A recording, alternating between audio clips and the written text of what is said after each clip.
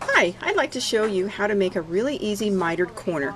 This is a type of corner that you might want to use on the corner of a placemat or a baby's blanket where you have the back fabric wrap around to the front, and you'd like to have a nice mitered angle right here on the seam to hold the fabric together. So let me show you a great trick for this. On machines with directional stitching like the Baby Localissimo, there's built-in stitches for that. So let's go over and find the stitch on our machine screen here. You'll notice on the right hand side of your screen you have different categories of stitches, and one of them has arrows going right and left with a straight and a zigzag. When I touch that icon, you're going to see many different directions that you can stitch in. This is really helpful when you want to stitch around a patch that's on a knee of some pants where you have the pants slid up on the free arm of the machine and you don't want to turn the whole pant leg. Or maybe you're stitching in the ditch around a quilt block and you can't turn the whole giant quilt in the bed of your machine very easily. You could just change the direction of your stitching.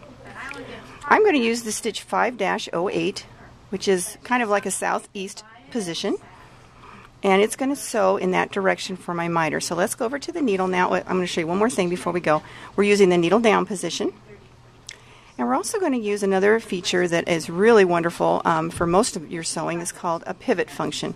I'm going to turn on this button that looks like a needle and a foot. Now every time I stop with the needle down, the foot will rise for me automatically. I can always use a knee lift, but the automatic is always better. So I've folded up my fabric for the hems that I wanted to put in, and now you can see the creases that are left from my pressing.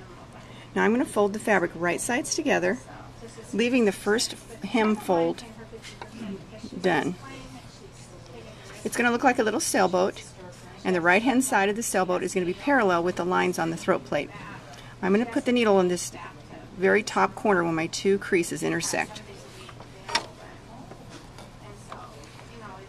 So I'm just going to lower my needle down until it hits right on my little corner, and lower my presser foot, and I'm going to go ahead and use my reverse button to tie off my stitch.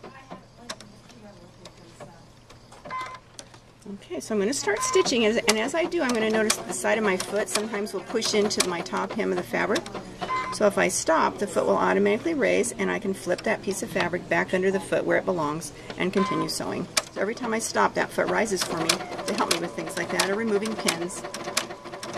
And I'm going to come to the very end and use my tie-off button again and cut my thread. Wasn't that easy to find the right angle when you knew which stitch to use? So now I'm going to do is cut off the fabric so that I have about 1/4 of an inch seam allowance left over. Press open the seam and flip my corner right side out. Can you believe how easy that was? Thank you for watching.